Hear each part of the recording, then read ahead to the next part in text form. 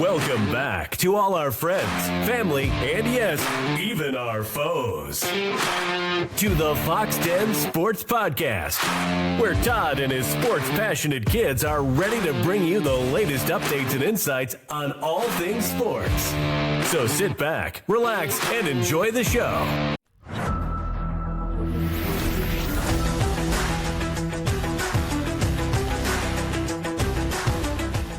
Welcome back, everyone, to the Foxx Den Sports Podcast, along with Kellen the Dog and the Dens of Forster Clay Bench McDonald. I am the Podfather, here once again to talk about some good Oklahoma City Thunder sports that is going on currently right now. Well, Kellen, last week, you and I talked about, we thought most likely the Thunder would go 2-1 this week. We obviously hope for 3-0, but we said 2-1. That's exactly what happened. Started off the week with a loss to Boston, unfortunately. And then we beat the Chicago Bulls and the New York Knicks. But I know the Boston game, it was a lot closer than that final score indicated. A lot closer at the beginning of the game. Any thoughts on that game? I know it's been several days ago.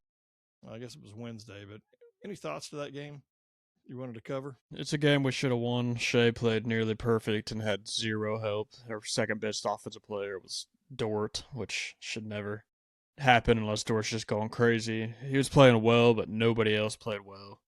Everybody shot poorly. Jaylen Brown's a wuss. I'm sick and tired of that dude just getting on his podcast after every game, whining about calls, and all he's doing is getting the most free throws in the league right now. So, dude's a clown, but should have won that game. But they are a good team and a deep team. It is what it is. Clay, did you happen to catch any of the last three, at Boston, home against Chicago, or yesterday's game against the Knicks? Yeah, I really, I wasn't on there to predict 2-1, but I would have definitely agreed with that. I definitely think that, there's a lot to be made of the schedule, how much tougher ours is, and San Antonio's coming up. But I personally like it because we have the Pistons, who's pretty much a G League team coming up.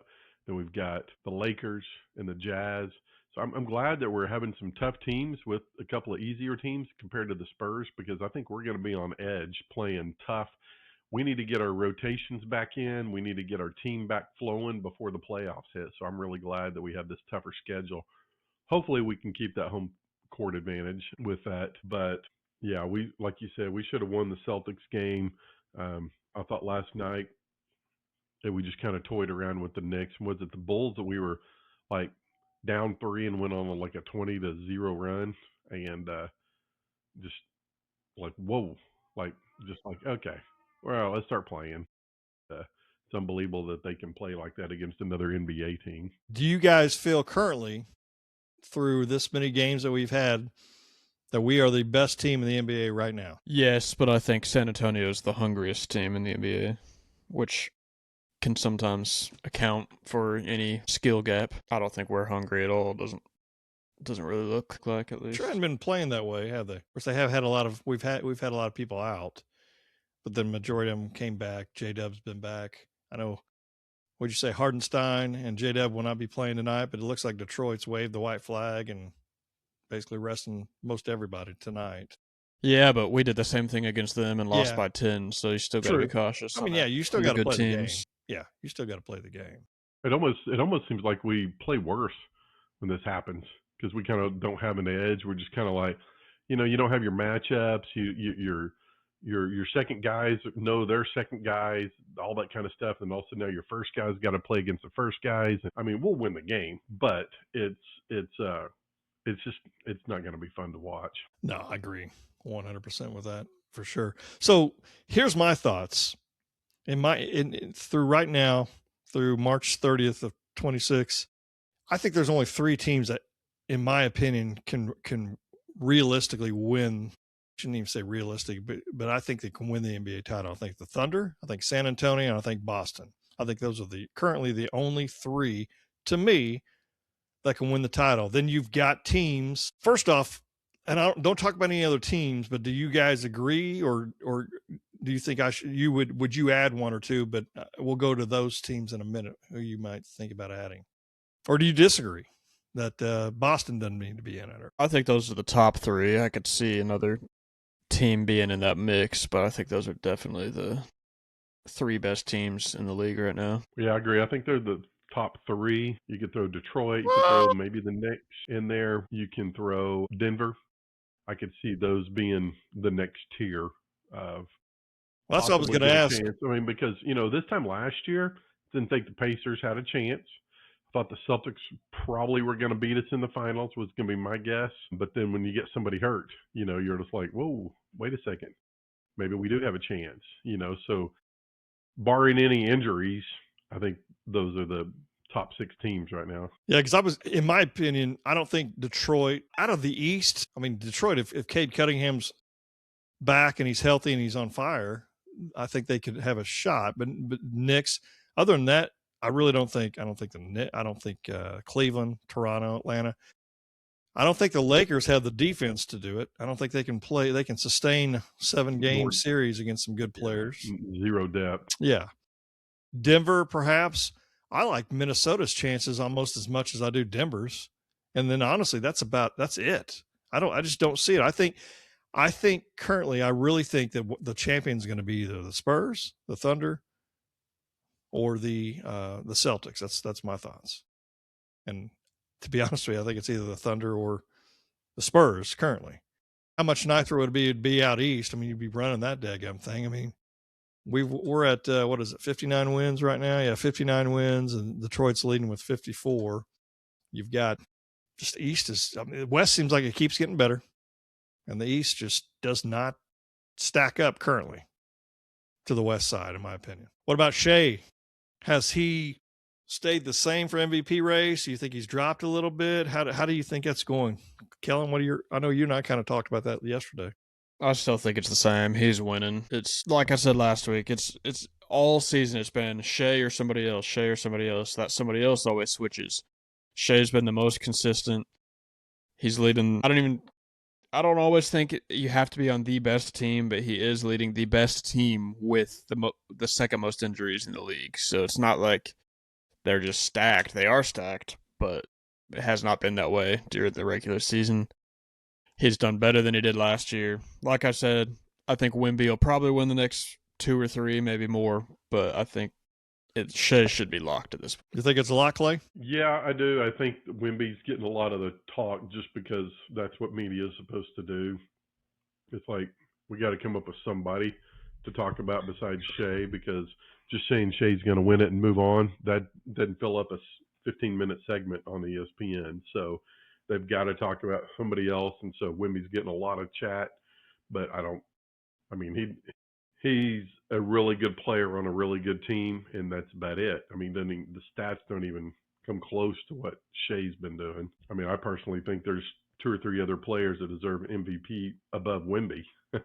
Yeah, that's fair. What do you think teams are more, I don't want to say fearful of, they think it's more dangerous? Are Thunder's offense or Thunder's defense? Probably defense, because we don't have much offense outside of one player. Dub's getting back and looking good, but outside of that, it's transition offense for us. That's when we do our best work. So I think it's the defense that keep people up at night. Yeah, I think definitely the defense, because it's just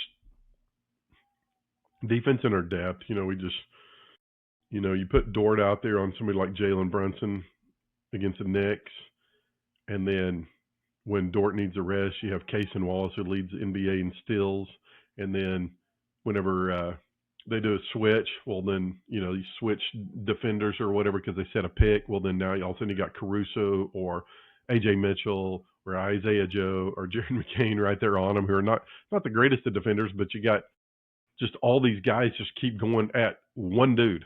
And so that's why I'm not how we're able to defend, because we don't have anybody as good as the Joker. We don't have anybody as good as Wemby, but we've got 4 or 5 guys that can all just keep taking turns, just taking a whack at them. Sure. And then, Kellen, you just mentioned about having the one main offensive weapon currently. Obviously we have some others, Dub and Chet on some nights, McCain on some nights. But my question with this is, do you think our success is more about our system that we run, or is it more about SGA just his dominance? I think it's both, because we do have a good system and we got a great team. So we would still be very good without Shai. We're not going to be a team winning 60 games without Shai, especially this season. So I'd say it's both. But for how successful we are, it's because we have the best player. What about you, Clay? I think depth is a blessing and a curse, because you got so much depth that we're able to take care of things on defense. But then we got so much depth, they try to get everybody in, and nobody can really get into a flow. I mean, Isaiah Joe against the Knicks, I think he misses a three, and then he drains one, maybe misses two, and then he finally drains one, and then he's done for the night. Right. Because it was his time to come out.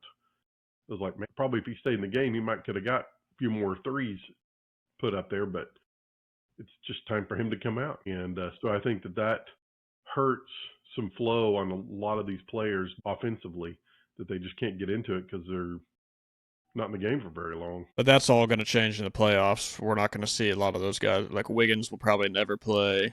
Joe might not ever play. Kenrich probably won't play. Like guys like that, we're really going to cut it down and increase everybody else's minutes. It's just going to be who they decide to cut. Let me ask you guys this. As of standings today, we have the play-in games, and I'm not talking about that. But what I'm asking is this. The Thunder are 59-16. San Antonio 56-18. You got the Lakers at 48-26. Denver at 48-28. Minnesota at 45-29, and Houston at 45-29. I'm not really talking a whole lot about Houston. If everything shapes up and everybody wins how they're supposed to win in the first round, do you think somebody like a Denver who's sitting at just a little bit back of the Lakers would rather stay at 4 and play the Thunder if everything stayed the same now, or would they rather jump and then play San Antonio? I don't think anybody wants to play the Thunder. Yeah. I think we'll know at the end of the season, because they play each other twice in the next 10 days or something like that. So who's that? San Antonio and Denver, right? And I know we've got them maybe the last game of the season, maybe something like that. Second to last. Yeah. But we've beat up on Denver a bunch this season, so like they know we can beat them. I mean, we know that they're good enough with Jokic that they could beat us too any day. But we'll see how they play.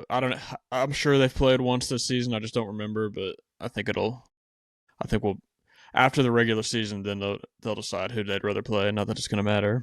If I was an NBA franchise, I'd do everything I possibly could do to not play the Thunder until like the final. Till you have to. Yeah, till you have to. There's only 2 left. I get it. Do you feel like, because Kellen, this is another topic we briefly touched on in the last couple of days. Do you feel like playoff experience is a real thing for teams? Like we've heard a lot about Wemby. Well, he's never won a playoff, or won he's never been in the playoffs. Never been in the playoffs and all that. But do you think that's a real thing? I think a little bit, but I think it's bigger for the role guys. Like if you're a killer player and you're really good, yeah, there'll be a little bit of different nerves and stuff in the playoffs, but you'll be fine. It's the role players that you don't know about. So I think Wemby will be just fine in the playoffs. It's going to be all his extra guys. I think Castle will probably be fine. It's going to be the extra guys, like whatever that dude on this probable 6th man of the year, I can't remember his name, and Dylan Harper and people like that. We'll see how they play, but I think Wemby will be just fine. Clay? I don't know if it's a huge deal, but I think if you had to choose, I'd rather have the experience and not. There are things that you just need to understand, that it is a 7-game series, and if you lose a game, it's okay. You can come back, get them the next time. I think it's just so different than the regular season where you play a team, then you get on a plane and go fly to another city and go play another team. You're playing the same team for possibly 7 games, that different lineups, different techniques. The coaches really earn their stripes during playoffs because they change up lineups. They change up strategies. They change up the type of defenses they play and all that kind of stuff throughout the 7 games. And you got to be able to adjust to that and know So I think that's why it was huge last year. I think we got lucky that we got to play somebody like the Pacers that hadn't been to the finals either, because I think going into, I'd have been really nervous trying to play somebody like the Celtics who had just won it. Obviously, we won it without any much playoff experience, or especially finals experience. So you got to get it at some point. Everybody does, but I think it does mean something, but it's not the end of all ends. Having somebody like Caruso on your team last year, I think, was so key to talk to everybody in the huddles and locker rooms in between games and stuff about this is how you do it. Sure. I know we lost game one against the Pacers. Did we lose game one against Denver when we played them, or was it the second game they beat us? Do you remember? I think that was the second game. Okay, that's what I was going to say, because I'm just like, man, just don't give up game one. I mean, if you do, you can still win. We showed it, but man, it's tough, and you guys know that. I mean, if you got that first two at home, take them suckers and win them, because it's, first off, it puts a lot of pressure on us fans, and we don't like that. So it just gets a little bit nerve-wracking for people like myself. The biggest thing about Indiana is we knew we had the lead for 48 minutes of that game, so we knew we could beat them. We just couldn't let them get a buzzer beater. So sure. we knew that they were beatable. Obviously, that was just unfortunate. Sure. And then Clay, I want you to answer this. Did you see a couple, because you weren't on here last week, a Wemby discussion? How Wemby, I guess he was asked the question, who deserves the MVP, and he said himself, which, to be honest with you, I think I would. I mean, I don't fault him for saying that, me personally, because what else is he going to say? But he also mentioned the fact that they were, I think he said they were 3-1 against the Thunder this year. Is that what he said? Mm-hmm. And he, kind of, I mean, took a few jabs here and there. I don't know if you caught any of that, and what your thoughts were of him saying that. I know it was a big deal on the Sports Animal sometime last week for at least 1 or 2 days, where people were Thunder fans calling in, ripping on him and all that. But what were your thoughts? I didn't see the whole interview, but I mean, he's got to say what he's got to say. I don't really care. I mean, what else is he going to say? Yeah, what else? He would be like Shai. Shai would say he doesn't give a rip. He's worried about what comes at the end of the season. So yeah. That's what you say if you're Shai or Jokic, the guys that have been winning MVPs. Shai looks like a little kid trying to gain respect instead of just earning it. It's like I watched the All-Star game, and he was the only one. Someone played hard, but he played 1,000 miles an hour in that All-Star game, because I know he was wanting to win those games so that he could win All-Star game MVP. And talking about Wemby? Yeah, and so I think he's just about that right now. It's like the little kid that goes, I can do it, I can do it, I can do it. Daddy, let me do it, I can do it. I think that's what Wemby is right now. Yeah. No, but he can do it, and that's what's annoying is you don't need to talk.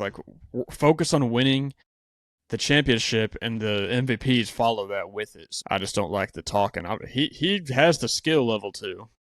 Like I said, he'll probably win the next few, but just don't get out there and tell the media why you should win, because it just looks like that's what your focus is. Well, he is young, so maybe he'll grow, but hopefully he doesn't win 2 or 3 in the next few years. Hopefully it's Shai for several years. What's funny is we did get a lot of response, some questions. So I want to kind of have you guys, especially Kellen for sure, cover some of it, because it was mainly Kellen doing a lot of the talking on the podcast last week. But one person, yeah, but go ahead. Our title is what messed it all up. He said why Thunder fans refuse to respect Wemby, and that's not exactly what the situation is. But go on. All right, clickbait, man, clickbait. That's right, buddy. All right, so Brendan Towngate put down Wemby's an ethical basketball player. So, of course, Thunder fans have a problem and laugh out loud. Then he gets a response from somebody, Archane, I don't know how you say it, 7769, says, Wemby flops as bad as your favorite player. Let's not kid ourselves. When somebody else comes in, somebody student of the Saviors, SOS, flops? I don't think he flops as much as Luka Doncic or SGA or anything like that. I think he does flop, which is part of the basketball game. But a lot of his falling, I believe, is to save him from injury. I think a lot of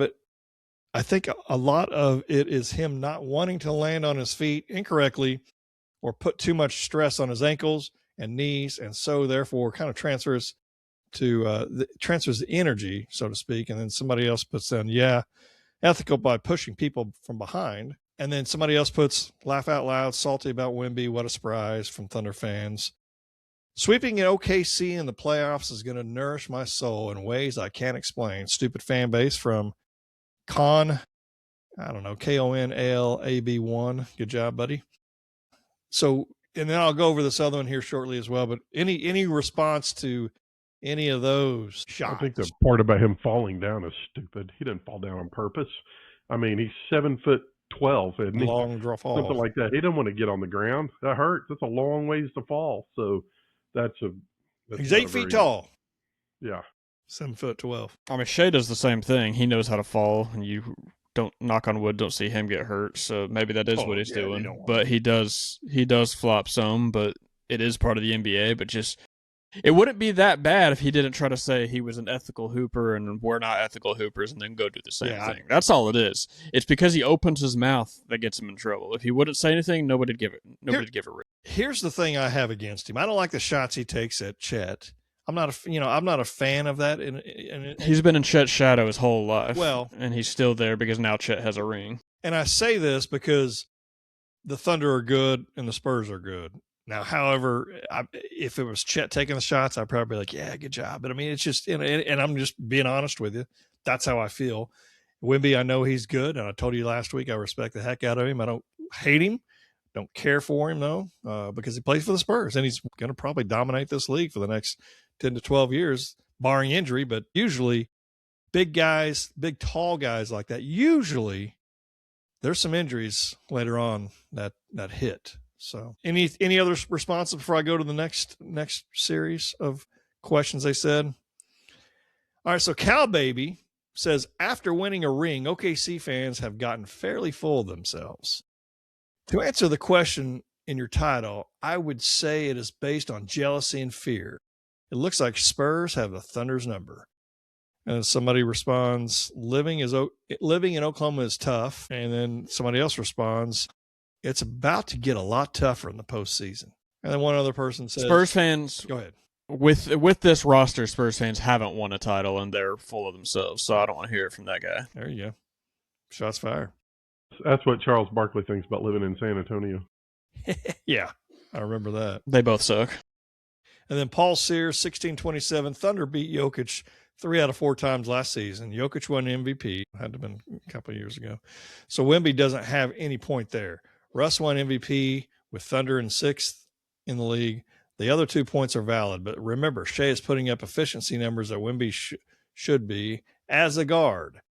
Almost the same as Jokic. That's insane. Probably the most efficient guard season we've ever seen.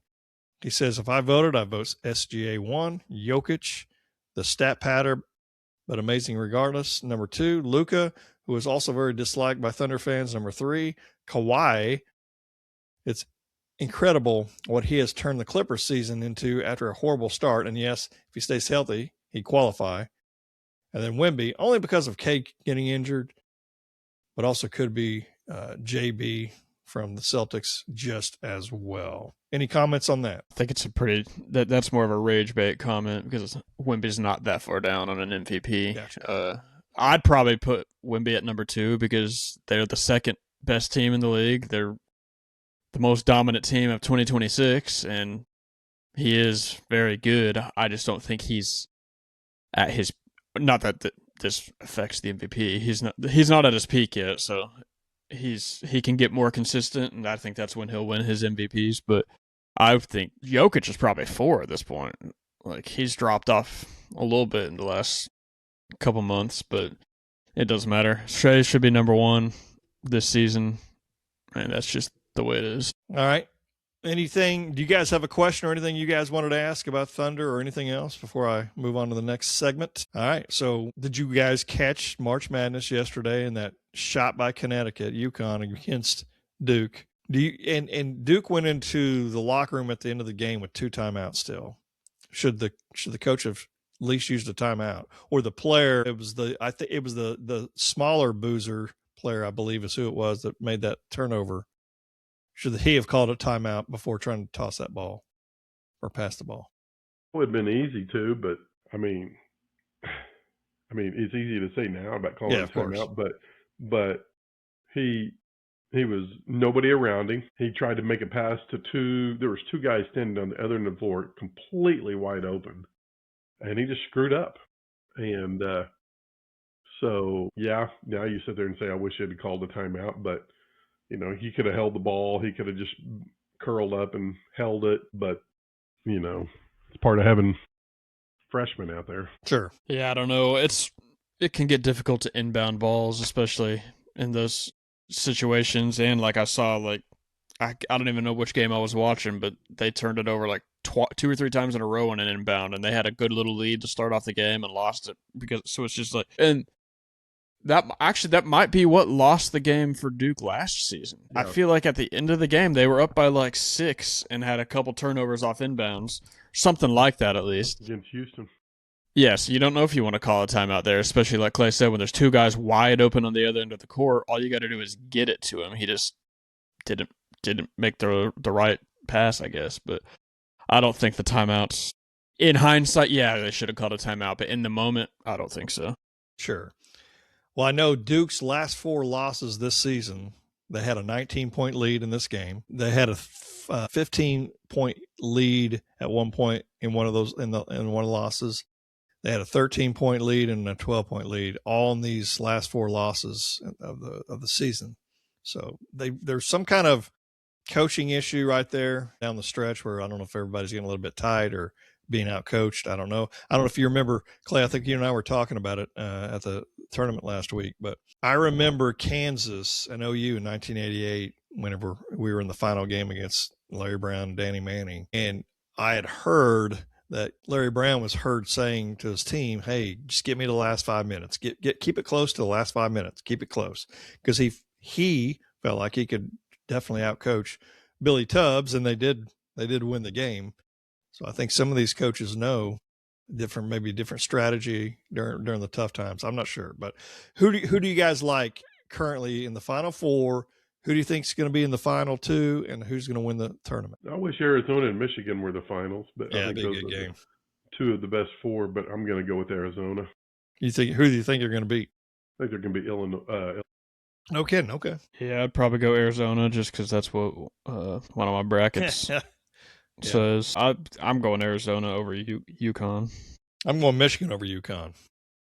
That's what I had. If you look at my bracket, that was my first bracket. I think it says 1, and then that's who I picked. But the Duke one that I had was just dominating any of my other brackets. But then that loss just knocked him down. So that's unfortunate. There's a lot of stuff other stuff we could talk about, but we're not going to talk anymore. I mean, there's football news that I want to get to sometime. It looks like it's a possibility of the NFL getting an 18th game, which would be fantastic for us football fans, fantasy football, all that kind of good stuff. It may be coming, but that is for future. So I've got some questions for you. Need you guys to respond. Would you rather spend the rest of your life with a sailboat as your home or an RV as your home? RV.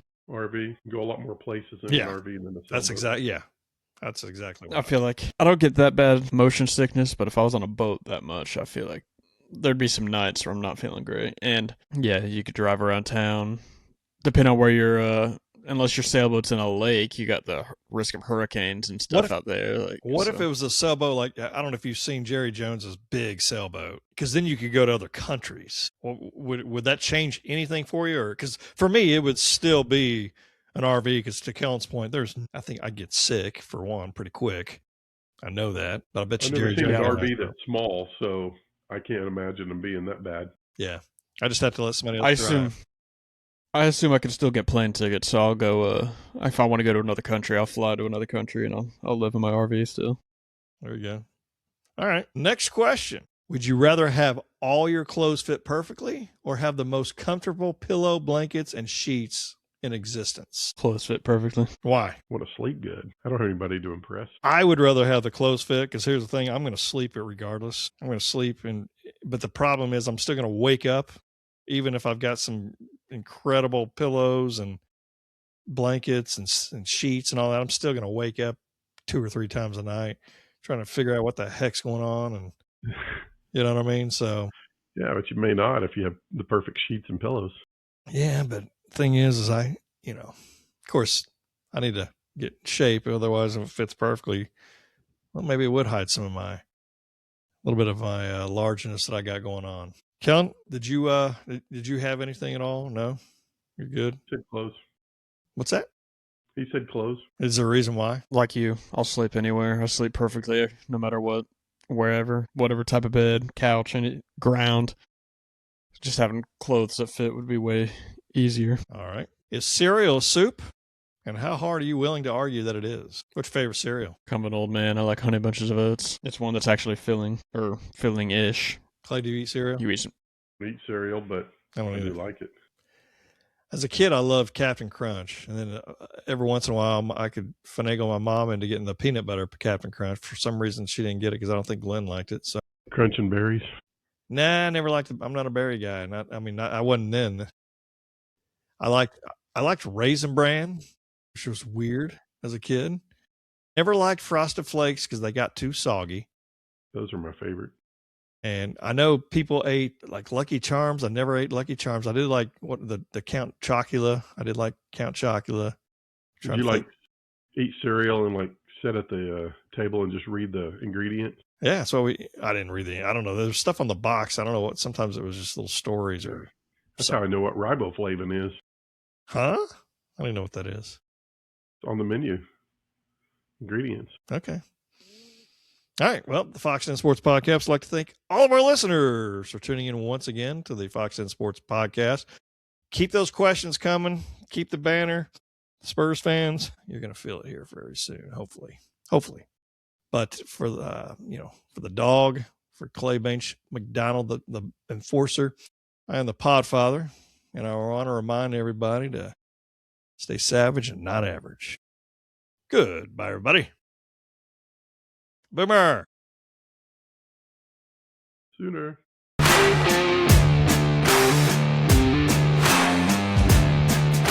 Thank you for listening to the Foxx Den Sports Podcast. Be sure to subscribe for free to our YouTube channel, Foxx Den Sports. And also follow us on Instagram and Twitter at Foxx Den Sports and on Facebook at Foxx Den Sports Podcast. You can also email us at foxdensports@yahoo.com. This has been Foxx Den Sports.